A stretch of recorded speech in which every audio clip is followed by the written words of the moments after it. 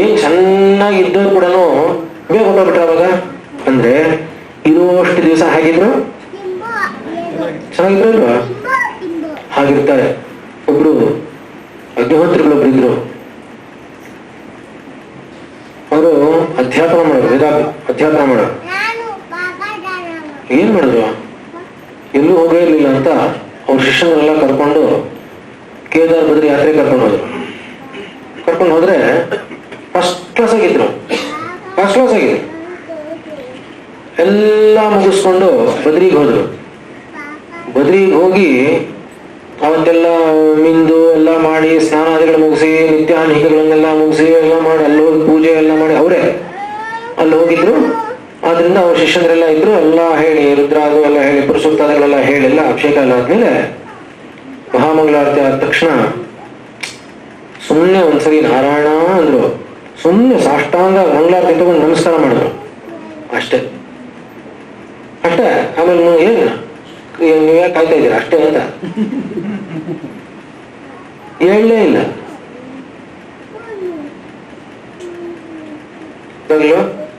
ಹಾಗಿರುತ್ತೆ ಅಲ್ವಾ ಶಿವರಾಮ ಶಾಸ್ತ್ರಿಗಳು.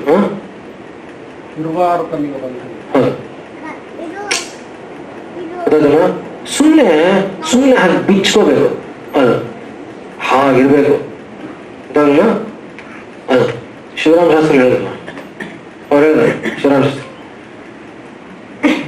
ಅವನ್ ಒಬ್ಬ ಶಿಷ್ಯ ಇದ್ದ. ಅವನ್ ಕರೆದು ಬರಲ್ಲಿ ಅವರೇ ಹೋಗ್ಬಿಟ್ಟು ಅವ್ರ ಅಂತ್ಯಕ್ರಿಯೆಗೆ ಬೇಕಾಗಿರೋದನ್ನೆಲ್ಲ ಅವರೇ ಮಾರ್ಕೆಟ್ ಹೋಗ್ತಾ ಬಂದ್ಬಿಟ್ಟು ಎಲ್ಲ ಸಿದ್ಧ ಮಾಡಿ ಏನೇನ್ ಬೇಕೋ ಚಟ್ಟಕ್ಕೆ ಅದಕ್ಕೆ ಎಲ್ಲ ತಗೊಂಡ್ಬಿಟ್ರು.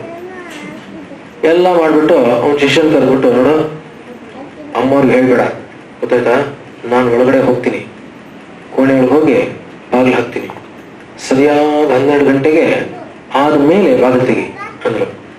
ಅಲ್ಲಿವರೆಗೂ ತೆಗಿಬೇಡ, ಆಮೇಲೆ ವಿಷಯ ತಿಳಿಸು ಅಂದ್ರು. ಹೋಗ್ಬಿಟ್ಟು ಕೂತ್ಕೊಂಡ್ರು. ಎಷ್ಟು 9:30 10 ಗಂಟೆ ಹೋಗಿ ಕೂತ್ಕೊಂಡು ಕಂಡು ಸುಮ್ಮನೆ ಧ್ಯಾನಸ್ಥರಾದ್ರು. ಶರೀರ ಬಿಟ್ರು. 12:05 ಬಾಗಿಲು ತೆಗೆದ ಮುಗಿದಿತ್ತು, ಎಲ್ಲ ಮುಗೀತು. ಆಮೇಲೆ ಹಿಂಗಿರುತ್ತ ಗೊತ್ತಾಗ್ತದೆ ನಿಮಗೆ. ಅಂದ್ರೆ ಇರುವಷ್ಟು ದಿವಸ ಸುಮ್ಮನೆ ಆರೋಗ್ಯವಾಗಿ healthy food and diet regimen ಅಲ್ಲ, ಅಷ್ಟೇ ಅಲ್ಲ ಹೇಳ್ತಾ ಇರೋದು. ಅದು ಹೇಗೆ ಬಂದಿರ್ಬೇಕು, ಯಾವ ಭಾವ ಇಟ್ಕೊಂಡು ಬಂದಿರ್ಬೇಕು, ಮನಸ್ಸಿನಲ್ಲಿ ನಿಮ್ಗೆ ಎಲ್ಲ ಜ್ಞಾಪಿಸ್ಕೋಬೇಕು. ನಾಹುತ್ವ, ಅವನ ಅಗ್ನಿಗೆ ಅವನು ಸಮರ್ಪಣೆ ಮಾಡದೆ, ನಿತ್ಯ ಆನ್ಹೀಕಗಳೇನಿದೆಯೋ ನಿತ್ಯ ಕ್ರಮಾದಿಗಳನ್ನು ಮಾಡದೆ, ದೇವತೆಗಳಿಗೆ ಅವನು ಸಮರ್ಪಣೆ ಮಾಡದೆ, ಹಾಗೆ ಊಟ ಮಾಡಿ ಅವನು ಎಷ್ಟು ಊಟ ಮಾಡಿದ್ರು ಅಷ್ಟೇ, ಎಷ್ಟು ತೂಕ ಹಾಕಿ ಊಟ ಮಾಡಿದ್ರು ಅವನ ಕರ್ಮ ಚೆನ್ನಾಗಿದ್ರೆ ಇರ್ತಾನೆ, ಅದು ಪೂರ್ವಜನ್ಮ ಸುಕೃತವಿದ್ರೆ ಇರ್ತಾನೆ, ಇಲ್ಲದೆ ಇದ್ರೆ ಇರೋಲ್ಲ. ಇಲ್ಲದ್ರೆ ಇರೋಲ್ಲ. ಗೊತ್ತಾಗ್ತಿದೆ ನಿಮ್ಗೆ. ಆದ್ರಿಂದ ಒಂದು ಚೆನ್ನಾಗಿ ಜ್ಞಾಪಕ ಇಟ್ಕೋಬೇಕು. ನಿನ್ನ ಕರ್ಮಣ್ಯೇವಾಧಿಕಾರ ಅಂತ ಹೇಳಿದಾಗ ಸುಮ್ಮನೆ ನಿನಗೇನ್ ಹೇಳಿದೆಯೋ ಶಾಸ್ತ್ರ ಹೀಗೆ ಊಟ ಮಾಡು ಅಂತ ಹೇಳಿದೆ ಅಂದ್ರೆ ನಾನು ಹಾಗೆ ಊಟ ಮಾಡ್ಬೇಕು. ನಾನು ಇಷ್ಟು ಊಟ ಮಾಡಿದ್ರು ನಾನು ಕಾಯಿಲೆ ಬಂತು ಅಂದ್ರೆ ನಿನ್ ಪ್ರಾರಬ್ಧ ಅದು. ಗೊತ್ತಾಗಲ್ವಾ? ಅದು ನಿನ್ ತಪ್ಪು. ಶಾಸ್ತ್ರ ಹೇಳ್ತಾ ಇರೋದು ಈಗ ನೀನೇನ್ ಇವಾಗ ನೀನ್ ಕಷ್ಟಪಟ್ಟು ಸರಿಯಾಗಿ ಮಾಡಿದೆಯಲ್ವಾ, ವಿಧಿಯನ್ನು ಅನುಸರಿಸಿದೆಯಲ್ವಾ, ಈ ಕರ್ಮದ ಫಲ ನಿಂಗೆ ಸಿಕ್ಕೇ ಸಿಗುತ್ತೆ. ಗೊತ್ತಾಯ್ತಲ್ವಾ? ಸ್ವಲ್ಪಮಪ್ಯಸ್ಯ ಧರ್ಮಸ್ಯ ತ್ರಾಯತೆ ಮಹತೋ ಭಯಾತ್. ನೀನ್ ಸ್ವಲ್ಪ ಆದ್ರೂ ಧರ್ಮಯುಕ್ತವಾಗಿದ್ರೆ ದೊಡ್ಡ ದೊಡ್ಡ ತೊಂದರೆಗಳಿಂದ ನಿನ್ನನ್ನು ಕಾಪಾಡುತ್ತೆ ಅಂತ.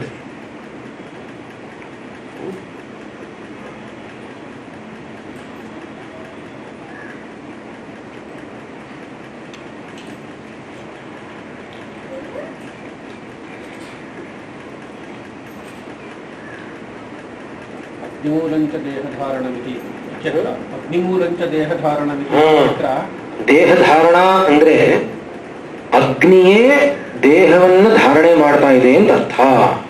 ಪತ್ನಿಯನ್ನು ಅಗ್ನಿ ಇದ್ದಾರೆ, ಪತ್ನಿಯಿಂದಲೇ.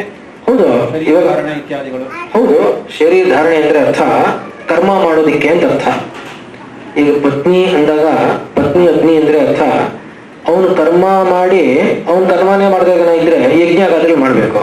ಯಾವಾಗ ಮಾಡ್ತಾನೆ? ಅವನು ಗೃಹಸ್ಥ ಆಗದೆ ಇದ್ರೆ ಮಾಡಕ್ಕಾಗಲ್ಲ. ಅವನು ಗೃಹಸ್ಥನಾಗ್ಬೇಕು. ಗೃಹಸ್ಥನಾಗ್ಬೇಕಾದ್ರೆ ಬರಬೇಕಾಗಿರೋದು ಹೆಂಡತಿ ಅಂತಾನೆ ಬರ್ಬೇಕು. ಅದಕ್ಕೋಸ್ಕರನೇ ಮದುವೆ ಅಂದಾಗ ಕೂಡ ಹಾಗೆ ಅಗ್ನಿಯನ್ನು ತಾನು ತಗೊಂಡು ಬರ್ತಾಳೆ. ಹಾಗೆ ನೋಡಕ್ ಹೋದ್ರೆ ಆಕೆ ಅಗ್ನಿ ಸ್ವರೂಪಳು ಅಂತ ಬರ್ತಾಳೆ. ಅವಾಗಿಂದ ಅವನಿಗೆ ಕರ್ಮ ಮಾಡಕ್ ಅಧಿಕಾರ ಬರೋದೇ ಅವಾಗ.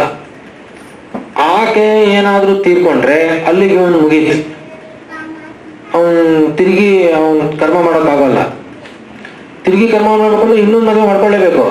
ಅಂದ್ರೆ ಏನು, ಸ್ತ್ರೀ ಇದ್ರೇನೆ ಕರ್ಮಕ್ಕೆ ಅಧಿಕಾರ. ಗೊತ್ತಾಗ್ಲಿಲ್ವಾ? ಅದಕ್ಕೋಸ್ಕರ ಕಾಯ ಚಿಕಿತ್ಸಾ ಅಂತೀವಿ. ಕಾಯ ಚಿಕಿತ್ಸಾ, ಕಾಯಕವೇ ಕೈಲಾಸ ಅಂತ ಹೇಳಲ್ವಾ? ಕಾಯ ಅಂದ್ರೆ ಸಂಸ್ಕೃತದಲ್ಲಿ ಅಗ್ನಿ ಅಂತ ಅರ್ಥ. ಅದಕ್ಕೋಸ್ಕರನೇ ಚಿಕಿತ್ಸೆ ಮಾಡ್ಬೇಕಾದ್ರೆ ಶರೀರಕ್ಕೆ ಚಿಕಿತ್ಸೆ ಅಂದ್ರೆ ಇದಕ್ಕಲ್ಲ ಚಿಕಿತ್ಸೆ, ಅಗ್ನಿಗೆ ಚಿಕಿತ್ಸೆ ಮಾಡಿದ್ರೆ ಇದು ಸರಿಯಾಗಿ ನಿಲ್ಲುತ್ತೆ.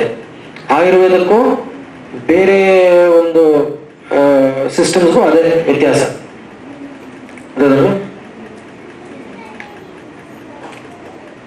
ಪ್ರಮಾಣ ಎಷ್ಟು ತಗೋಬೇಕು ಊಟದ್ದು? ಅರ್ಧ ಹೊಟ್ಟೆ ಅಷ್ಟೇ ತಿನ್ಬೇಕು. ಇನ್ನರ್ಧದಲ್ಲಿ ಅರ್ಧ ಮಾತ್ರ ಪಾನೀಯ ತಗೋಬೇಕು, ಇನ್ನು ಕಾಲ್ ಭಾಗ ಹಾಗೆ ಬಿಡಬೇಕು. ನಮ್ಗೆ ಅಭ್ಯಾಸನೇ ಇಲ್ಲ. ಆದ್ರಿಂದ ಅಭ್ಯಾಸ ಮಾಡಕ್ ಯಾರಾದ್ರೂ ಶುರು ಮಾಡಿದ್ರೆ ಒಂದ್ ಸ್ವಲ್ಪ ಕಾಲ ಹಿಂಸೆ ಆಗುತ್ತೆ, ತಡ್ಕೊಳ್ಳಿ, ಆಮೇಲೆ ಸರಿ ಹೋಗುತ್ತೆ. ಅಂದ್ರೆ ನಿಜವಾಗ್ಲೂ ಅದನ್ನೆಲ್ಲ ಅಭ್ಯಾಸ ಮಾಡ್ಬೇಕು ಅಂತ ಆಸೆ ಇರೋರು ಮಾತ್ರ, ಒತ್ತಾಯ ಏನಿಲ್ಲ. ಯಾಕೆಂದ್ರೆ ನೀವು ಕನ್ಸ್ಟ್ರಕ್ಷನ್ ನೋಡಿದಿರಾ, ಬಿಲ್ಡಿಂಗ್ ಕನ್ಸ್ಟ್ರಕ್ಷನ್ ಅಲ್ಲಿ RCC ಮಿಕ್ಸ್ ಮಾಡ್ತಾರೆ ಗೊತ್ತಾ, ಕಾಂಕ್ರೀಟ್ ಗೊತ್ತಾ, ಹಿಂಗ್ ತಿರುಗ್ತಾ ಇರ್ತವೆ. ಅದರಲ್ಲಿ ಮಣ್ಣು ಅಂದ್ರೆ ಮರಳು, ಜಲ್ಲಿಕಲ್ಲು, ಸಿಮೆಂಟು ಎಲ್ಲ ನೀರು ಹಾಕ್ತಾರೆ. ಎಷ್ಟು ಹಾಕ್ತಾರೆ ಗೊತ್ತೇನೋ? ಅದು ತಿರುಗ್ಬಿಟ್ಟು ಪೂರ್ತಿ ಒಳಗಡೆ ತಿರುಗ್ಬೇಕ ಬೇಡವಾ? ಗಾಳಿನೂ ಮಾಡ್ಬೇಕ ಬೇಡವಾ? ಅದು ಚೆಲ್ಲೋಗೋಷ್ಟು ಹಾಕಿದ್ರೆ ಎಲ್ಲ ಚೆಲ್ ಬಂದ್ಬಿಡ್ತವೆ ವರ್ಷ ಹೊರಗಡೆ ಅಷ್ಟೇ. ಆದ್ರಿಂದ ಅದೆಲ್ಲೂ ಮಿಶ್ರಣ ಆಗ್ಬೇಕಲ್ಲ. ಮಿಶ್ರಣ ಆಗ್ಬೇಕಾದ್ರೆ ಸ್ವಲ್ಪ ಜಾಗ ಇರ್ಬೇಕು ಬೇಡವಾ? ಅದಕ್ಕೋಸ್ಕರ ಒಂದು ಕಾಲು ಭಾಗ ಹಾಗೆ ಬಿಡಬೇಕು.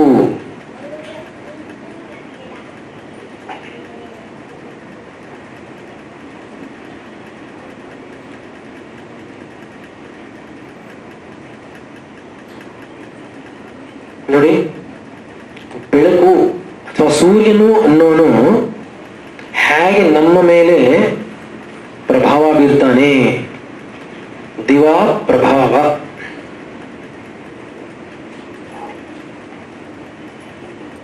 ದಿವಾ ಪ್ರಭಾವ. ದಿವಾ ಪ್ರಭಾವ ಅನ್ನೋದ್ರಲ್ಲಿ ದಿವಾ ಪ್ರಬೋಧ್ಯತೆ ಅರ್ಕೇಣ ಹೃದಯಂ ಪುಂಡರೀಕವತ್. ಪುಂಡರೀಕ ಅಂದ್ರೆ ಕಮಲದ ಹೂ. ಬೆಳಿಗ್ಗೆ ಹೊತ್ತು ಹೃದಯ ಅನ್ನೋದು ಪುಂಡರೀಕವತ್, ಹೇಗೆ ಕಮಲ ಪುಷ್ಪ ಅರಳುತ್ತೋ ಹಾಗೆ ಅರಳುತ್ತೆ. ಅರಳುತ್ತೆ ಅಂದ್ರೆ ಕ್ರಿಯಾಶೀಲವಾಗುತ್ತೆ ಅಂತ ಅರ್ಥ. ಹೃದಯ ಶಬ್ದಕ್ಕೆ ಹಾರ್ಟ್ ಅಂತ ಮಸ್ಕ್ಯುಲರ್ ಬಾಡಿ ತಗೋಬೇಕಾ, ಬುದ್ಧಿ ತಗೋಬೇಕಾ? ಎರಡು. ಅಂದ್ರೆ ಇಲ್ಲಿ ಐಡ್ಲಿಂಗ್ ಕಂಡೀಷನ್ ಅಂತೀವಿ ಗೊತ್ತಲ್ವಾ? ಪ್ರಾಣ ರಕ್ಷಣೆಗೆ ಎಷ್ಟು ಬೇಕೋ ಅಷ್ಟು ಮಾತ್ರ ಕೆಲಸ ಮಾಡ್ತಾ ಇರುತ್ತೆ, ಬೇಸಿಕ್ ಮೆಟಬಾಲಿಕ್ ರೇಟ್. ಅದು ಎದ್ದ ಮೇಲೆ ಹಾಗಿರೋಲ್ಲ, ಎದ್ದ ಮೇಲೆ ಒಂದು ಸ್ವಲ್ಪ ಜಾಸ್ತಿ ಆಗುತ್ತೆ. ಅದನ್ನ ಹೇಳ್ತಾ ಇದೆ ಅಲ್ವಾ? ಬುದ್ಧಿದು ಕೂಡ ಸ್ವಸ್ಥಾನ ಹೃದಯ, ಕಾರ್ಯಕ್ಷೇತ್ರ ಮೆದುಳು.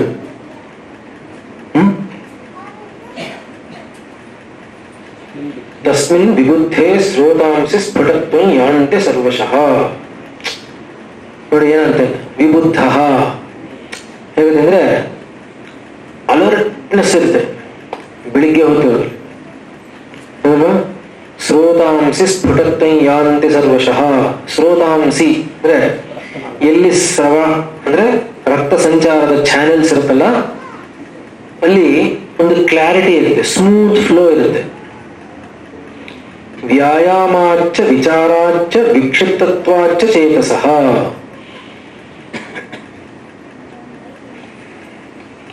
ಏನಾಗಂದ್ರೆ ವ್ಯಾಯಾಮ ವಿಚಾರ ಮತ್ತೆ ಮನಸ್ಸು ಇದು ಎಲ್ಲದರಿಂದಲೂ ಚೇತಸ್ಸು ವಿಕಾಸವಾಗಿರುತ್ತೆ. ಚೇತ ಅಂದ್ರೆ ಇಲ್ಲಿ ಸತ್ವ ಅಂದ್ರೆ ಮನಸ್ಸು. ನ ಕ್ಲೇದ ಉಪಗಚ್ಚಂತಿ. ಕ್ಲೇದ ಅಂದಾಗ ಕ್ಲೇಶ. ಕ್ಲೇಶ. ಕ್ಲೇದ ಅಂದ್ರೆ ಕ್ಲೇಶ ಅಂದ್ರೆ ಏನೋ ಏನೋ ಒಂಥರ ಕೂತಿರೋದು, ಬಂಕು. ಮಂಗು, ಕಾರಣ ಇಲ್ಲದೆ ಸುಮ್ಮನೆ ಇರೋ ಮಂದವಾಗಿರೋದು ಅದಲ್ವಾ? ಹಾಗಿರೋಲ್ಲ. ನ ಕ್ಲೇದಮುಪಗಚ್ಚಂತಿರುವ ತೇನಾಸ್ಯ ಧಾತವಃ ಅಕ್ಲೀನೇಶು ಅಲ್ಲ ಅನ್ನಂ ಆಸಕ್ತ ಅತ್ಯಂತೇನ ನದೂಷ್ಯತಿ. ನೋಡಿ, ದಿವಾನಲ್ಲಿ ಊಟ ಮಾಡೋದ್ರಿಂದ ಆಹಾರಾದಿಗಳು ಎಲ್ಲ ಹೇಗಿರುತ್ತೆ ಅಂದ್ರೆ ಕೆಡೋದಕ್ಕೆ ಅದು ಅವಕಾಶ ಇಲ್ಲ.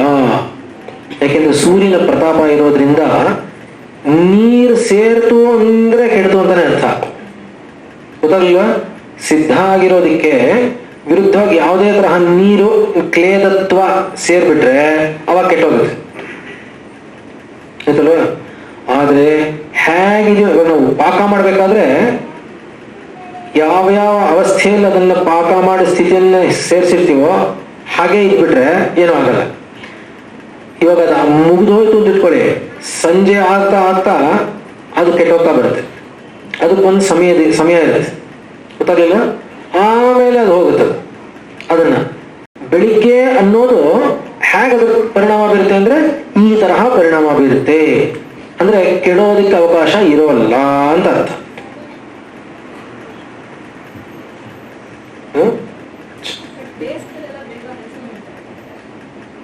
ಹೌದು, ಅದಕ್ಕೆ ಅವಾಗಿಂದ ಅವಾಗಲೇ ಊಟ ಮಾಡ್ಬೇಕು ಅಂತ ಹೇಳೋದು.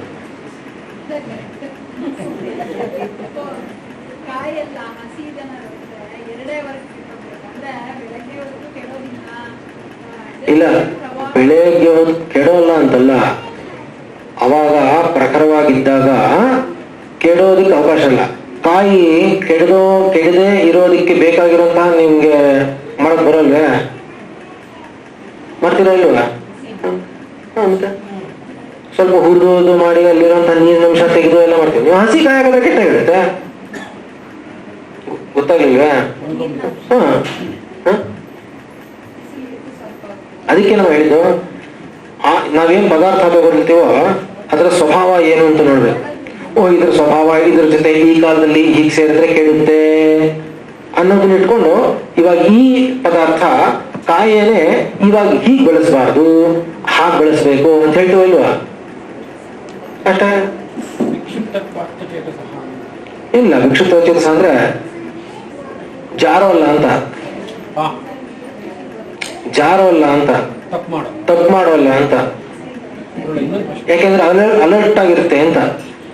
ಸಂಪ್ರದಾಯದಲ್ಲಿ ಇಲ್ಲದೆ ಇರುವಂತಹ ಒಂದು ಹೊಸ ಪ್ರಕಾರ ಬಹುಶಃ ಈ ಬಂದಿದೆ. ಅದ್ಯಾವುದು ಅಂದ್ರೆ ಬಾಷ್ಪ ಪಾಕ. ಅಂದ್ರೆ ನಾವು ಕುಕ್ಕರಲ್ಲಿ ಮಾಡುವಂಥದ್ದು. ನಮ್ಮ ಹಿಂದಿನವರು ಬೇಯಿಸ್ತಾ ಇದ್ರು, ನೇರವಾಗಿ ಇರಲಿತ್ತು, ಇದರೊಳಗಡೆ ತೈಲ ಪಾಕ ಇರ್ತಾ ಇತ್ತು ಅಥವಾ ಜಲಪಾಕ ಇರ್ತಿತ್ತು. ಇವಾಗ ನಾವು ಬಾಷ್ಪ ಪಾಕ ಮಾಡ್ಕೊಂಡಿದ್ದೀವಿ. ಇದು ಅಂಗೀಕಾರ್ಯವಾ? ಗುರುತ್ವ ಬರುತ್ತೆ ಅಂತ ಹೇಳುತ್ತೆ. ಗುರುತ್ವ ಬಿಕಮ್ಸ್ ವೆರಿ ಹೆವಿ. ಸಾಧಾರಣ ಹೇಳೋದೇ ಇಲ್ಲ. ಅನ್ನ ಮಾಡ್ತಾರಲ್ಲ, ಅದಕ್ಕೆ ಇದೇ ಹೇಳಲ್ಲ. ಇನ್ನು ಅಲ್ಲಿ ಒಂದು ಮೃತ್ ಪದಾರ್ಥಗಳನ್ನ ಮಾಡಬಹುದಾ ಈಗಲೂ? ಖಂಡಿತ ಮಾಡ್ಬೋದು. ನನಗೆ ಗೊತ್ತಿರೋಂಗೆ ನಮ್ಮ ಹತ್ರ ಬಂದಿರೋ 4 ಜನ ಬದಲಾಯಿಸ್ಕೊಂಡ್ಬಿಟ್ಟಿದ್ದಾರೆ. ಮಣ್ಣಿನ ಪಾತ್ರೆಗಳಲ್ಲೇ ಮಾಡ್ತಾರೆ. ಪುರಿ ಜಗನ್ನಾಥಲ್ಲಿ ಹಂಗೆ ಮಾಡ್ತಾರೆ.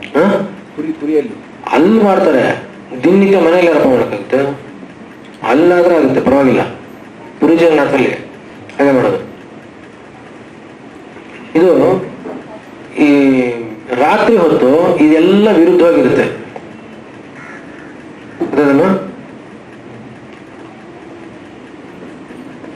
ರಾತ್ರೋದು ಹೃದಯ ಮ್ಲಾನಿತ್ವ. ಆಮೇಲೆ ಸಂವೃತೇಶು ಅಯನೇಶು ಚ ಎಲ್ಲ ಮುಚ್ಚಾಕೊಂಡ್ಬಿಡುತ್ತೆ. ರಾತ್ರಿ ಆಗ್ತಾ ಇದ್ದಂಗೆನೆ ಎಲ್ಲ ಹೀಗೆ ಮುಗಿಸ್ಕೊಂಡು ಸಹಜವಾಗಿ ಕಡಿಮೆ ಆಗುತ್ತೆ. ಯಾಂತಿಕೋಷ್ಠೆ ಪರಿಕ್ಲೇದೆ ಸಂವೃತೆ ಸರ್ವಧಾತು ಕ್ಲೀನೇಶು ಅನ್ಯದಪಕ್ವೇಷು ತೇಷು ಆಸಕ್ತಂ ಪ್ರದೂಷ್ಯತಿ ವಿದಗ್ಧೇಷು ಭಯಃ ನೈಷೇ ತಸ್ಮಾತ್ ಅಜೀರ್ಣ್ಯೇ ಹಾನ್ಯಂ. ಈ ಜೈನರಲ್ಲಿ ಬಹಳ ಬೇಗ ಊಟ ಮಾಡೋ ಸಂಪ್ರದಾಯ. ಹೌದು, ಸೂರ್ಯಾಸ್ತಕ್ಕೂ ಮುಂಚೆನೆ ಮಾಡ್ತಾರೆ ಅಂತ. ಅಂದ್ರೆ ನಿಜ. ಅವ್ರಿಗೇನು ಅಂದ್ರೆ ಅದೆಲ್ಲ ಪೂರ್ತಿ ಸರಿ ಇಲ್ಲ, ಅಂದ್ರೆ ಸ್ವಲ್ಪ ಸರಿ. ಅವ್ರು ಹಾಗೆ ಯಾಕೆ ಸೂರ್ಯಾಸ್ತಕ್ಕೆ ಮುಂಚೆ ಅದು ಊಟ ಮಾಡ್ತಾರೆ ಅಂದ್ರೆ ಅವ್ರದ್ದು ಅಹಿಂಸಾ ಅನ್ನೋದು ಪ್ರಧಾನ. ಬೆಳಕಿಗೆ ಅದನ್ನ ಇಟ್ಕೊಂಡು ಇದನ್ನ ಮಾಡ್ತಾರೆ. ಬೆಳಕಿಗೆ ಏನನ್ನ ಬರುತ್ತೆ ಅಂತ. ಅಂದ್ರೆ ಅಕಸ್ಮಾತ್ ಅನ್ನೋದು ಬಿದ್ಬಿಟ್ರೆ ಒಳಗೆ ಅಂತ ಮುಂಚೆ ಮಾಡ್ತಾರೆ. ಅಹಿಂಸೆ ಅನ್ನೋದನ್ನ ಇಟ್ಕೊಂಡು ಇದು ಮಾಡ್ತಾರೆ. ಆದ್ರೆ ಸೂರ್ಯನಿಗೆ ಅರ್ಘ್ಯ ಕೊಡದೆ ತಿನ್ಬಾರ್ದು ಅಂತನೂ ಇದೆ. ಸೂರ್ಯಾಸ್ತದಲ್ಲಿ ಅರ್ಘ್ಯ ಕೊಟ್ಟು ತಗೋಬೇಕು ಅಂತಿದೆ, ಅವಾಗ ಅದಾದ ತಕ್ಷಣ ತಗೋಬೇಕು ಅಂತಿದೆ. 7:30 ಊಟ ಮಾಡೋಕ್ಕಾಗಲ್ಲ ಸಾಯಂಕಾಲ. ತುಂಬಾ ಓ ಖಂಡಿತ ಖಂಡಿತ.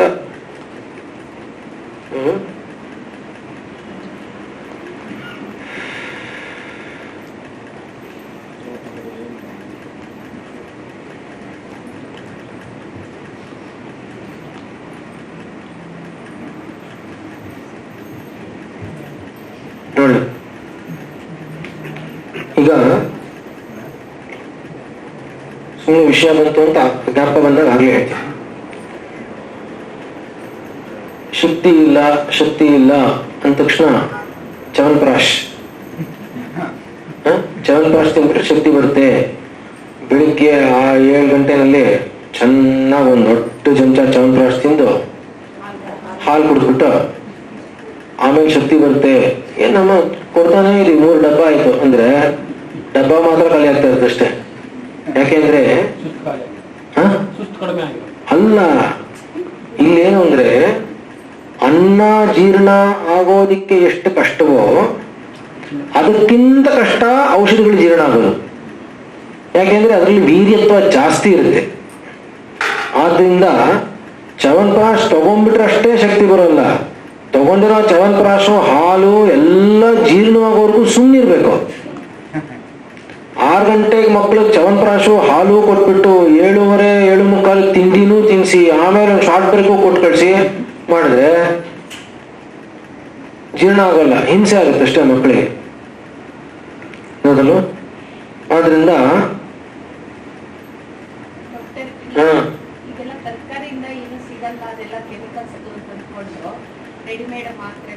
ನ್ಯೂಟ್ರಿಲೈಟ್ಸ್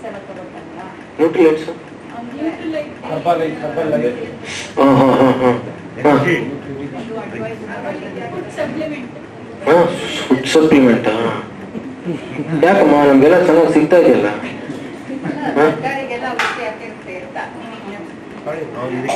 ಅದಿನ್ನೇನು ಅದು ಅದೇ ಸುಮ್ಮನೆ ನಿಮ್ಗೆ ಹೇಳ್ತಾರಷ್ಟೇ. ಹಾಗೆ ಆವಾಗ ಹಾಗೆ ನೋಡಕ್ ಹೋದ್ರೆ ಎಲ್ಲದಕ್ಕೂ ಕೆಮಿಕಲ್ಸ್ ಆಗ್ತಾ ಇದೆ. ಎಲ್ಲ ಬಿಟ್ಬಿಟ್ಟು ಸುಮ್ಮನೆ ಕೂತ್ಕೋಬೇಕು, ಅದು ಮಾಡಕ್ ಆಗೋದೇ ಇಲ್ಲ. ಎಲ್ಲದಕ್ಕೂ ಆಗ್ತದೆ. ಆಗ ಯಾವುದು ಅನ್ಸೀಸನ್ ಬಲ್ಬ್ ಪ್ರೊಡಕ್ಷನ್ ಇದೆಯೋ ಅದನ್ನು ಕಾಪಾಡ್ಕೊಳ್ಳಕ್ಕೆ ಬೇಕಾದಷ್ಟು ಔಷಧ ಹಾಕಿ. ಹೌದು, ಇಲ್ಲಾಂದ್ರೆ ಪ್ರಿಸರ್ವ್ ಮಾಡಕ್ ಆಗೋಲ್ಲ. ಆದ್ರೆ ಕಮರ್ಷಿಯಲ್ ಈ ಬಾಡಿ ವೇಟ್ ತಕ್ಕಂಗೆ ನೀರು ಕುಡಿಬೇಕು ಅನ್ನೋದು ನಿಜ. ಬಾಡಿ ವೇಟ್ ತಕ್ಕಂಗೆ ನೀರು ಕುಡಿಬೇಕು ಅಂದ್ರೆ ಗೊತ್ತಾಗ್ಲಿಲ್ಲ. ಇವಾಗ ವೇಟ್ ತಕ್ಕಂಗೆ 4 ಲೀಟರ್ಸ್ 5 ಲೀಟರ್ಸ್ ನೀರು ಕುಡಿಲಿ ಎಲ್ಲೂ ಹೇಳಿಲ್ಲ, ಆಯುರ್ವೇದದಲ್ಲಂತೂ ಹೇಳಿಲ್ಲ. ಅಂಜಲಿ ಅಂತ ಹೇಳಿದೆ. ಈಗ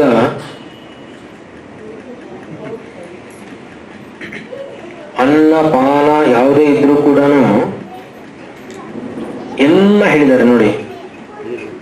ಸಮಶಮ ಇರಬೇಕು, ಎಲ್ಲ ರಸಗಳು ಸೇರಿರ್ಬೇಕು, ಎಲ್ಲ ಪದಾರ್ಥಗಳು ಕೂಡ ಮಾತ್ರ ಅನ್ನೋದು ಸಮ ಪ್ರಮಾಣದಲ್ಲಿರ್ಬೇಕು, ಯಾವುದೋ ಅತಿ ಮಾತ್ರ ಆಗಬಾರ್ದು ಅಂತೆಲ್ಲ ಇದೆ. ಇದು ನೀರಿಗೂ ಅಪ್ಲೈ ಆಗುತ್ತೆ. ಆದ್ರಿಂದ ಬೆಳಿಗ್ಗೆ ಎದ್ದ ತಕ್ಷಣ 1-2 ಲೀಟರ್ ನೀರು ಕುಡಿದ್ಬಿಡ್ಬೇಕು. ಆವಾಗ ಕಿಡ್ನೀಸ್ ಕ್ಲೀನ್ ಆಗುತ್ತೆ ಅಂತ ಹೇಳ್ತಾರೆ. ಖಂಡಿತ ಕಿಡ್ನೀಸ್ ಕ್ಲೀನ್ ಆಗಲ್ಲ, ಒಂಥರ ಕ್ಲೀನ್ ಆಗುತ್ತೆ. It permanently gets cleaned up. ಅಂದ್ರೆ it is preparing to be cleaned up. ಅರ್ಥ ಆಗಲಿಲ್ಲ? ಓ ಹೌದು, ಏನು ಅದೇ ತುಂಬಾ ಸುಲಭ ಅರ್ಥ ಮಾಡ್ಕೊಳ್ಳೋದು. ಜಿಡ್ಡು ಜಾಸ್ತಿ ತಿಂದ್ರೆ ಹಾರ್ಟ್ಗೆ ಲಿವರ್ಗೆ ಕೆಟ್ಟದು, ಖಾರ ಜಾಸ್ತಿ ತಿಂದ್ರೆ ಹೊಟ್ಟೆ ಕೆಟ್ಟದು. ಹಾಗೇನೆ ನೀರು ಜಾಸ್ತಿ ಕುಡಿದ್ರೆ ಬಸ್ತಿ ಕೆಟ್ಟದು, ಬಸ್ತಿ ಅಂದ್ರೆ ಕಿಡ್ನೀಸು ಕೆಟ್ಟದು ಅಷ್ಟೇ. ಅದನ್ನ ದೊಡ್ಡ ವಿಷಯ. ಇವಾಗ ಯಾತಕ್ಕೆ ಹಾಗಾದ್ರೆ ಹೇಳಿದ್ರು ಅಂದ್ರೆ ನೀವು ಕೊಂಡ್ಕೊಳ್ಳಿ ಅಂತ.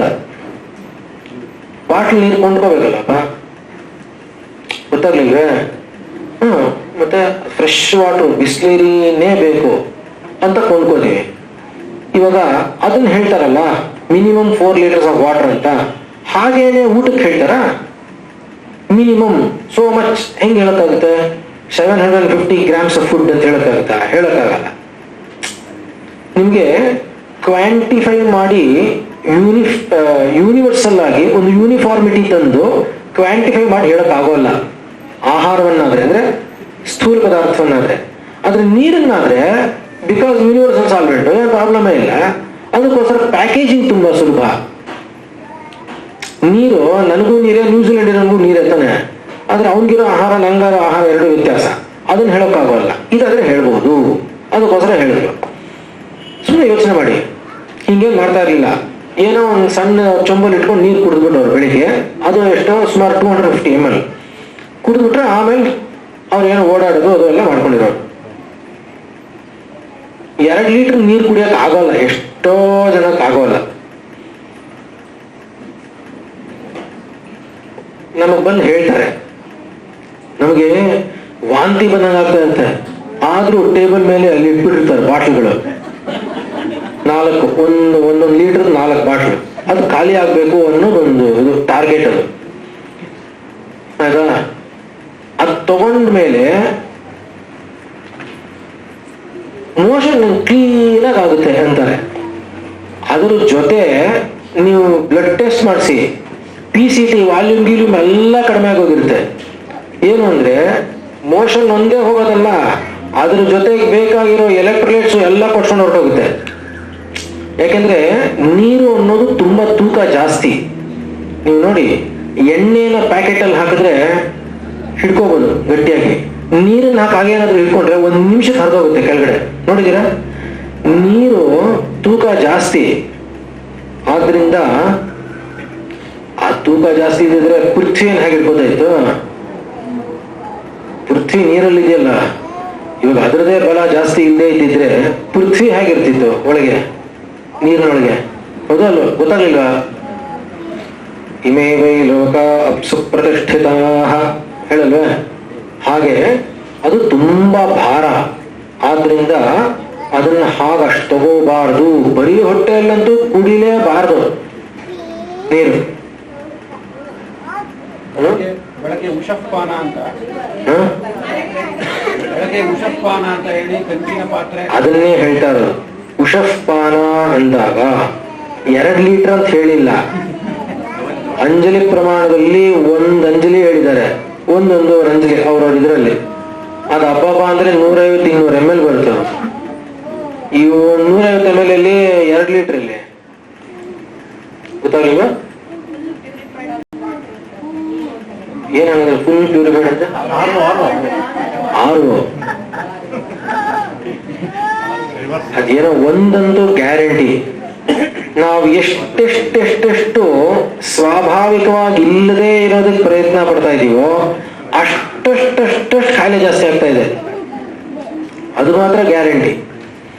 ನಾವು ಎಷ್ಟೆಷ್ಟು ಚಾಪೆ ಕೆಳಗೆ ದೂರಕ್ಕೆ ನೋಡ್ತೀವೋ ಅವನು ಅದ್ರ ಕೆಳಗೆ ದೂರ್ತಾನೆ. ಗೊತ್ತಾಗಲಿಲ್ವಾ? ಗೊತ್ತು. ಅಂದ್ರೆ ನಮಗ್ ಭಯ ಜಾಸ್ತಿ ಆಗ್ತಾ ಇದೆ ಅಂತ ಅರ್ಥ. ಯಾಕೆಂದ್ರೆ ನಾವು ಮಾಡ್ಬೇಕಾಗಿರೋ ಕೆಲಸ ಮಾಡ್ತಾ ಇಲ್ಲ, ಆದ್ರಿಂದ ಭಯ.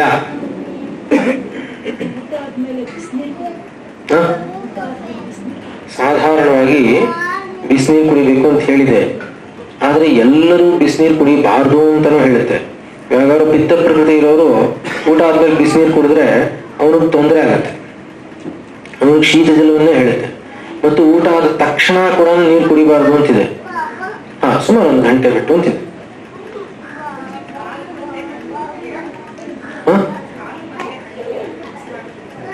ಮಾಡಬಾರ್ದು. ಯಾಕೆಂದ್ರೆ ಹೇಳಿದ್ನಲ್ಲ, ವಿರುದ್ಧ ವೀರ್ಯಂ. ಅದ್ರದೇ ಒಂದು ರಸ, ಇದ್ರದೇ ಒಂದು ರಸ, ಎರಡೂ ಬೆರಕೆ ಆಗ್ಲೇಬಾರ್ದು. ಹಾಗಾದ್ರೆ ತಗೋತಾ ಇದ್ದಾರಲ್ಲ, ತಪ್ಪು. ಅದು ಹಾ ಹಾ ಅದಕ್ಕೂ ಈಗ ಅಲ್ಲಮ್ಮ, ಹಾ ಶುಗರು ಎಲ್ಲ ಸೇರಿಸ್ತಾರೆ. ಅಲ್ಲಮ್ಮ, ಅವ್ರ ಅಂಗಡಿ ಇಟ್ಟಿರೋದಕ್ಕೋಸ್ಕರ ತಾನೇ ನೀವು ಕುಡಿತಾ ಇದ್ದಿದ್ದು. ನೀವು ಅಂದ್ರೆ ನೀವಲ್ಲ, ನೀವು ಅಂದ್ರೆ ಎಲ್ರು, ಆಯ್ತಲ್ವಾ? ಇವಾಗ ನೀವು ಕುಡಿದೇನೆ ಇದ್ರೆ ಆಸ್ಪತ್ರೆ ಅದಕ್ಕೆ ಕಟ್ತಾನೆ.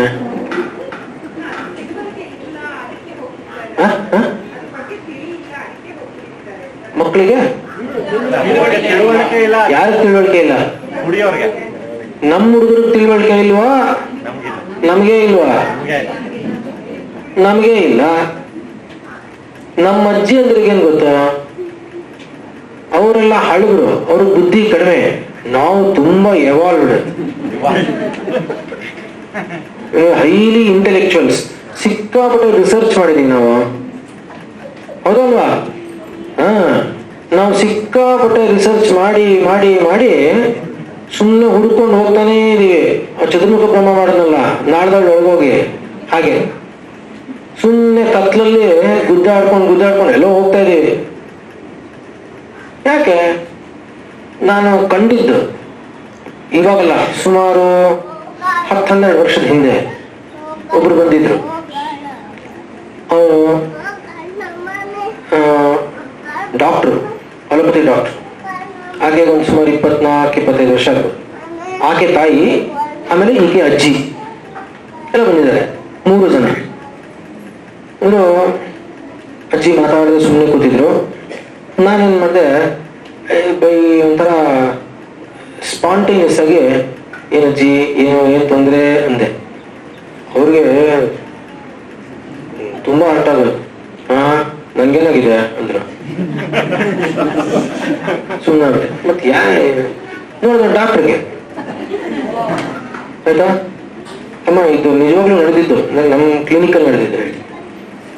ಅವರು ನಿಮ್ಗ ಏನ್ ಹೇಳಿ, ನಂಗೆ ಆರ್ಥ್ರೈಟಿಸ್ ಇವಾಗ ಅಂದ್ರು. ಏನದೇನೋ ಯಾವ್ದೋ ಡಿಗ್ರಿನ ಪಡ್ಕೊಂಡಂಗೆ ಅಷ್ಟು ಜೋರಾಗಿ ಹೇಳ್ಬೋದ ನಂಗೆ ಹ್ಯಾವ್ ಆರ್ಥ್ರೈಟಿಸ್ ಅಂದ್ರು. ಆರ್ಥ್ರೈಟಿಸಾ? ಇನ್ನು 25-26 ವರ್ಷ? ಯಾಕೆ, ಏನು ಎಲ್ಲ ವಿಷಯ ಕೇಳ್ತಾ ಅಂದ್ರೆ ನಂಗೆ ಗೊತ್ತಿಲ್ಲ, ನಾನು ಎಕ್ಸ್ಟ್ರೀಮ್ಲಿ ಡಿಸಿಪ್ಲಿನ್ಡ್ ಅಂತ ಶುರು ಮಾಡೋರು. ಏನು ಅದೇನೋ ಎಲ್ಲ ಹೇಳಿದ್ರು. ನಾನು ತುಪ್ಪ ತಿನ್ನಲ್ಲ, ಸ್ವೀಟ್ ತಿನ್ನಲ್ಲ, ಏನು ತಿನ್ನಲ್ಲ ಎಲ್ಲ ಹೇಳ್ತಾ ಇದ್ದಾರೆ. ನಾನು ರೈಸ್ ಮುಟ್ಟಲ್ಲ ಎಲ್ಲ. ಸುಮ್ಮನೆ ನಂಗೆ ಪ್ಯಾಸಿವ್ ಆಂಗರ್ ಅಂತಾರೆ, ಗೊತ್ತಾ? ಆ ತರ ಒಳಗಡೆಯಿಂದ ಪ್ಯಾಸಿವ್ ಆಂಗರ್. ಆಮೇಲೆ ನಿಮ್ಮ ಅಜ್ಜಿ ನಾನು ಅಂತ ಕೇಳಿದೆ. ಹೌದು. ಅವ್ರು ಹೇಗಿದ್ದಾರೆ? ಅಯ್ಯೋ ಎಷ್ಟು ಹೇಳ್ತೀನಿ ತಿನ್ಬೇಡ ತಿನ್ಬೇಡ ಅಂತ, ಎಷ್ಟು ಹೇಳಿದ್ರು ಬಿಡಲ್ಲ. ಅದೇನೋ ಊಟಕ್ಕೆ ಕೂತ್ಕೊಂಡಾಗ ಅದೇನೋ ಒಂದು ಪ್ರಾಕ್ಟೀಸ್ ಇಟ್ಕೊಂಡ್ಬಿಟ್ಟಿದ್ದಾರೆ. ಅದು ಊಟ ಇನ್ನೂ ಶುರುವಾಗ್ತಾ ಇದ್ದಂಗೆನೆ ಅನ್ನ ಹಾಕಿದ್ಮೇಲೆ ಅದನ್ನ ಕೈ ಹಿಡಿತಾರೆ. ಆ ಕೈ ಇಷ್ಟು ತುಂಬಷ್ಟು ತುಪ್ಪ ಹಾಕ್ಬೇಕು, ಕರಗಿರೋ ತುಪ್ಪ.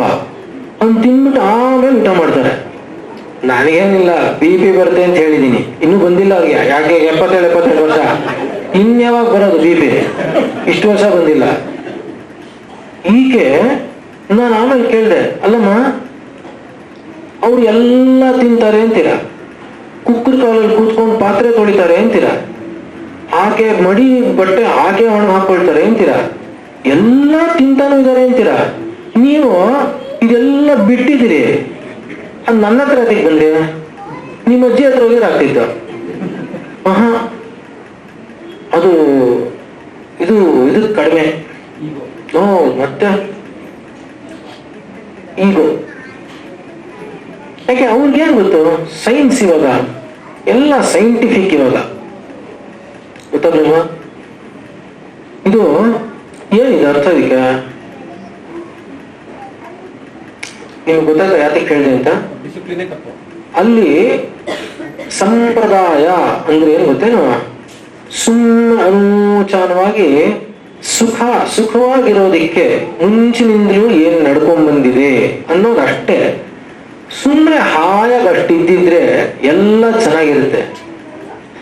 ಏನೇನಕ್ಕೂ ಆಸೆ ಪಡ್ತೀವಿ, ಸೋಂಬೇರಿತನಕ್ಕೆ ಅದಕ್ಕೆ ನೋಡಿ ಅಬ್ಬಾ ಎಲ್ಲದಕ್ಕೂ ಇದೆ. ಪ್ರತಿಯೊಬ್ಬರ ಮನೆಯಲ್ಲೂ ಇದೆ ಇಲ್ವಾ? ಎಲ್ಲಾರ ಮನೆಯಲ್ಲೂ ಕೆಲಸ ಮಾಡದೇ ಇರೋದಕ್ಕೆ ಏನೇನ್ ಬೇಕೋ ಎಲ್ಲ ಇದೆಯೋ ಇಲ್ವೋ? ಇದೆ. ಇನ್ನು ಯಾತಕ್ಕೆ ವ್ಯಾಧಿ ಬರೋಲ್ಲ? ಹೋಗ್ಲಿ, ಅಷ್ಟೆಲ್ಲ ಅನುಕೂಲ ಮಾಡಿದೀವಿ. ಏನಾದ್ರು ಚೆನ್ನಾಗಿ ಬೇರೆ ತರಹ ಕೆಲಸ ಮಾಡೋದು, ಹೊರಗಡೆ ವ್ಯಾಯಾಮ ಮಾಡೋದು, ಏನಾದ್ರು ಒಂದು ದೇಹಕ್ಕೆ ಶ್ರಮ, ಬುದ್ಧಿ ಚೆನ್ನಾಗಿ ಕೆಲಸ, ಅಧ್ಯಯನಾದಿಗಳು, ಬೇರೆ ಏನಾದ್ರು ಈ ಕಡೆ ಇದು ಇಲ್ಲ, ಆ ಕಡೆ ಅದು ಇಲ್ಲ. ಆಮೇಲೆ ಮೊಣಕಾಲು ನೋವು, 25ಕ್ಕೆ ಶುರು ಆಗುತ್ತೆ ಮೊಣಕಾಲು ನೋವು. ಇವಾಗ ಆಗುತ್ತೋ ಇಲ್ವಾ? ಗೊತ್ತಾಗ್ತಾ ಇಲ್ವಾ? ಎಲ್ಲ ನೋಡ್ತಾ ಇದೀವಿ ನೀವೇ, ಎಲ್ಲ ಒಂದ್ ಕಡೆಯಿಂದ ನೋಡಿ. ಈ ಆಹಾರಗಳು ಶುರುವಾಗಿದೆ ಅಲ್ವಾ, ಎಲ್ಲ ಬೇರೆ ಬೇರೆ. ಯಾವ ಪಿಜ್ಜಾ ಬಗ್ಗೆ ಕೇಳಿದ್ರು ಬೆಳಿಗ್ಗೆ, ಮ್ಯಾಗಿ ಇಲ್ವಾ? ಎಲ್ಲಿದ್ದೀರಿ ಮ್ಯಾಗಿ? ಅಲ್ಲ,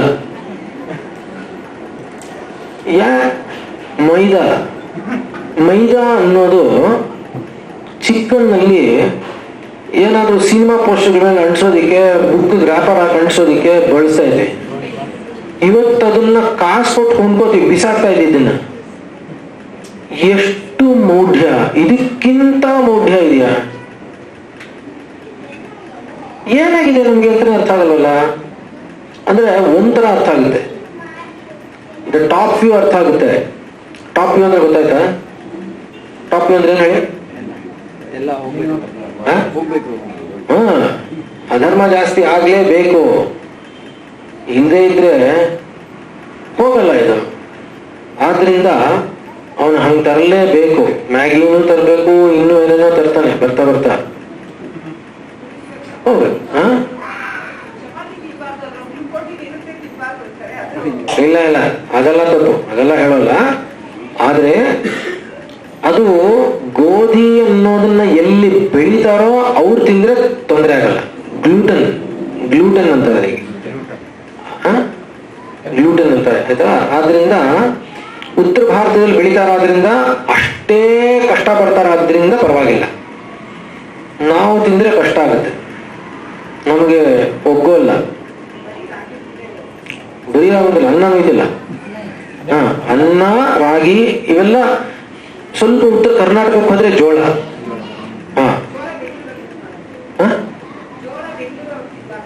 ಅಲ್ಲ, ಬೆಂಗಳೂರು ತಿನ್ಬಾರ್ದು ಅಂದ್ರೆ ಇವಾಗ ಯಾವಾಗ್ಲೂ ಒಂದ್ಸರಿ ಜೋಳ ತಿನ್ಬಿಟ್ರೆ ಹೆದರ್ಕೋಬೇಕಾಗಿಲ್ಲ, ಆತರ ಅಲ್ಲ. ಅಂದ್ರೆ ದಿನನಿತ್ಯ ಬಳಸುವಂತಹದ್ರಲ್ಲಿ ಜೋಳ ತಿನ್ಬಾರ್ದು.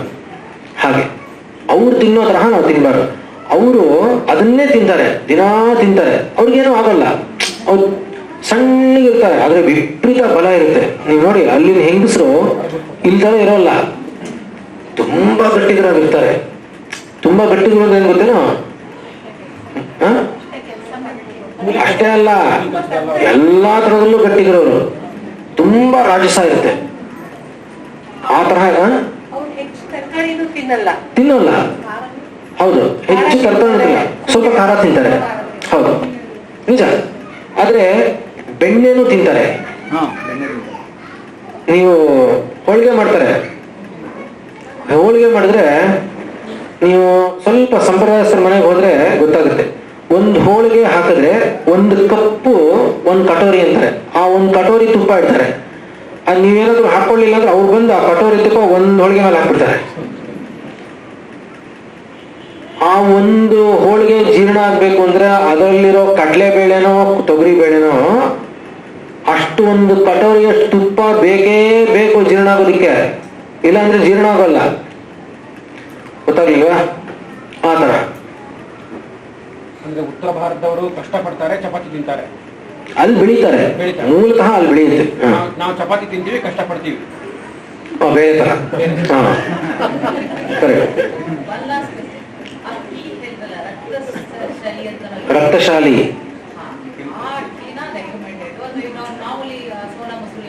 ಅದೇನು ಇಲ್ಲ, ಅದ್ರಲ್ಲಿ ಇರೋದೆಲ್ಲ ತೆಗೆದ್ಬಿಟ್ಟಿರ್ತಾರೆ. ಅದೇನು ಇರುತ್ತೆ, ಬೆಳ್ಳಿಗಿರುತ್ತೆ ಅಷ್ಟೇ, ನೋಡಕ್ ಬೆಳ್ಳಿಗಿರುತ್ತೆ ಅಷ್ಟೇ. ಹೌದು, ನಿಜ. ಓಯ್, ಪುರಾಣಶಾಲಿ ಅಂದ್ರೆ ಯಾವಾಗ್ಲೂ ಪುರಾಣಶಾಲಿ ತಿನ್ಬಾರ್ದು. ಹೊಸ ಅಕ್ಕಿ ತಿನ್ನೋದು ಇದೆ, ಅದನ್ನು ಹೇಳಿದೆ, ಬೇರೆ ಸಮಯದಲ್ಲಿ ಹೇಳಿದೆ. ರಾತ್ರಿ ಮೊಸರು ತಿನ್ಬಾರ್ದು. ಡೈಜೆಷನ್ ಆಗುತ್ತಲ್ಲಮ್ಮ, ಡೈಜೆಸ್ಟ್ ಆಗೋ ತರ ಮಾಡ್ಕೋಬೇಕು. ಹಾ, ಅಂದ್ರೆ ನಾನು ಅದನ್ನ ತಿಂದು ಸಾಕಷ್ಟು ಏನೇನ್ ಮಾಡ್ಬೇಕೋ ಎಲ್ಲ ಮಾಡಿದ್ರೆ ಖಂಡಿತವಾಗ್ಲೂ ಡೈಜೆಸ್ಟ್ ಆಗುತ್ತೆ. ಇನ್ನೊಂದೇನು, ಮುಂಚೆ ಎಲ್ಲ ಕೆಂಪಕ್ಕಿನೇ ಸಮವಾಗಿ ತಿಂತಾ ಇದ್ರು. ಇವಾಗ ಆ ತರಹ ಸಮವಾಗಿ ತಿನ್ನಕ್ಕಾಗದೆ ನಮ್ ಸಮವಾಗಿ ತಿಂದ್ರೆ ಸಾಕು. ಕೆಂಪಕ್ಕಿನ ಕ್ವಾಂಟಿಟಿ ಆಫ್ ಕೆಂಪಕ್ಕಿನ ಕಡಿಮೆ ಮಾಡ್ಕೋಬೇಕು, ಬಟ್ ಕೆಂಪಕ್ಕಿ ಬೆಳೆಸ್ಬೇಕು. ಕೆಂಪಕ್ಕಿ ಮೂಲತಃ ತುಂಬಾ ಒಳ್ಳೇದು. ಆ ಫೈಬರ್ ಇರುತ್ತಲ್ಲ, ತುಂಬಾ ತುಂಬಾ ನ್ಯೂಟ್ರಿಷಿಯಸ್ ಅದು ಆಕ್ಚುಲಿ. ಅವ್ರು ಅದಕ್ಕೆ ದೊಡ್ಡ ಬೈರು ನೆಲ್ಲು ಅಂತ ಕರೀತಾರೆ, ಬೆಳೆಯೋ ಅಂತ. ಅದೇ ಹೇಳಿದ್ನಲ್ಲ, ಇವಾಗ ಹೇಳ್ತಾ ಇದ್ರೆ, ನಾನು ಹೇಳ್ತಾ ಹೋದ್ರೆ ನನ್ನ ಮಾತನ್ನ ಕೇಳಿಸ್ಕೊಂಡು ಅದಕ್ಕೆ ಎಲ್ಲ ಸರಿ ಅಂತ ಹೇಳ್ಬೋದಷ್ಟೇ, ಯಾರು ಮಾಡಲ್ಲ. ಇಲ್ಲ ಇಲ್ಲ, ತಗೊಳ್ಳೋಣ. ಅಂದ್ರೆ ಅಲ್ಲ, ಈಗಾಗಲೇ ತಪ್ಪು ಮಾಡಿದೀವಿ ನಾವು. ಆಯ್ತು, 100ರಲ್ಲಿ ಒಬ್ರು ಇರ್ಬೋದಪ್ಪ. ಅಂದ್ರೆ ಕುಕ್ಕರ್ ಅಲ್ಲಿ ಹೇಳಿಲ್ಲ, ಕಂಡೆನ್ಸ್ ಆಗಿ ವಾಪಸ್ ಬರುತ್ತಲ್ಲ ನೀರು, ಅದ್ರಲ್ಲಿ ಬೇಯುತ್ತಲ್ಲ, ಅದನ್ನ ಹೇಳಿಲ್ಲ. ಅದಕ್ಕೋಸ್ಕರನೇ ಅದು ಆವಿಯಾಗಿ ಅದನ್ನ ಗಂಜಿ ಬಸ್ತ್ ಮಾಡೋದು ಅನ್ನೋದಿತ್ತಲ್ಲ, ಹಾಗೆ ಕಂಚಿ ಪಾತ್ರೆಗಳಲ್ಲಿ ಮಾಡೋರು. ಅದೇ ಸರಿ. ಆದ್ರೆ ಇವಾಗ ಅಲ್ಲೇ ಇರ್ಬೇಕು, ಅದಕ್ಕೆ ನೋಡ್ತಾ ಇರ್ಬೇಕು. ಇದಾದ್ರೆ ಅಲ್ಲಿ ಇಟ್ಬಿಟ್ಟು ಹೊಟ್ಟೋಗ್ಬಿಟ್ರೆ ಅದೇ ಅದ್ರಷ್ಟಕ್ಕೆ ಆಫ್ ಆಗೋದು ಇದೆ. ಇವಾಗ ನಾವು ಬಂದು ಆಫ್ ಮಾಡ್ಬೇಕಾಗಿಲ್ಲ, ಅಷ್ಟುವರೆಗೂ ಅನುಕೂಲ ಮಾಡ್ಕೊಡ್ತಾ ಇದೆ.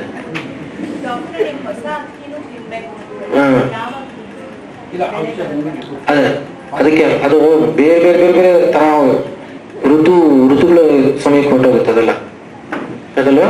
ಆದ್ರಿಂದ ಇದು ತುಂಬಾ ಮುಖ್ಯ.